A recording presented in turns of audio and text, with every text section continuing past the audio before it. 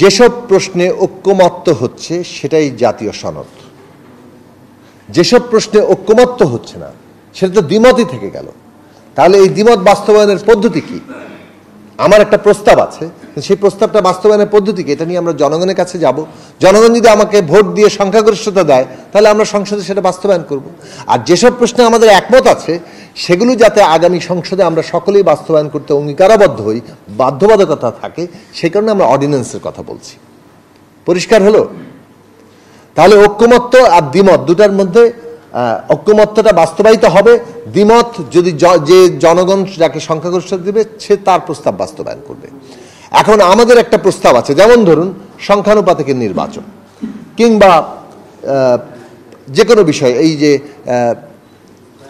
সাংবিধানিক কমিশনের মাধ্যমে সাংবিধানিক পদগুলোতে নিয়োগ। এখন যদি ঐক্যমত্য কোথাও বিষয়ে যদি তৈরি না হয় তাহলে আমরা আমাদের নির্বাচনী ম্যানিফেস্টোতে এটা সামনে নিয়ে জনগণের কাছে যাব।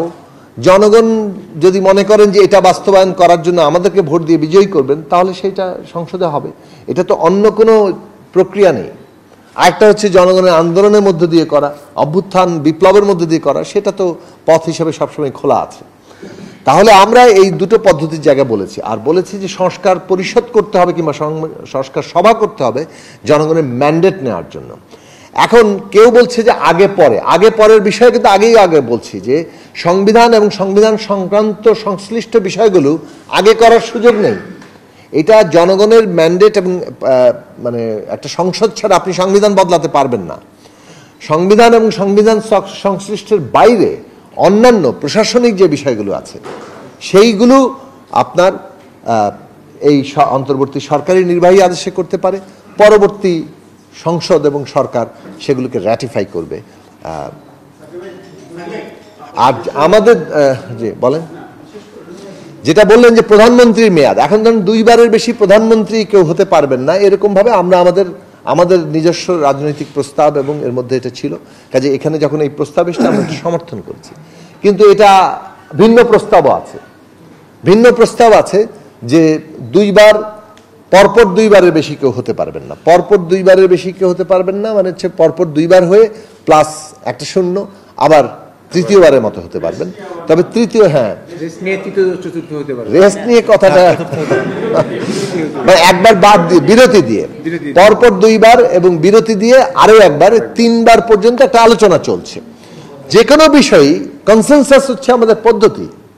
এখন কনসেনসাস হলে সেটা কনসেনসাসে যাবে, আর কনসেনসাস যদি না হয় তাহলে সে বিষয়ে জনগণের কাছে যাবে।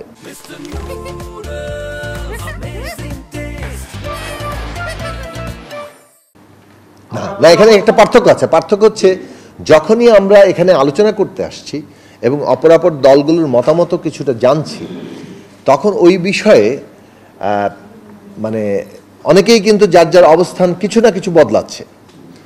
আজকেও আমাদের অনেকগুলো প্রশ্নে, যেমন 138টি প্রশ্নের মধ্যে আরও বেশ কয়েক 3-4টি প্রশ্নে আমরা রিভাইজ করার কথা বলেছি।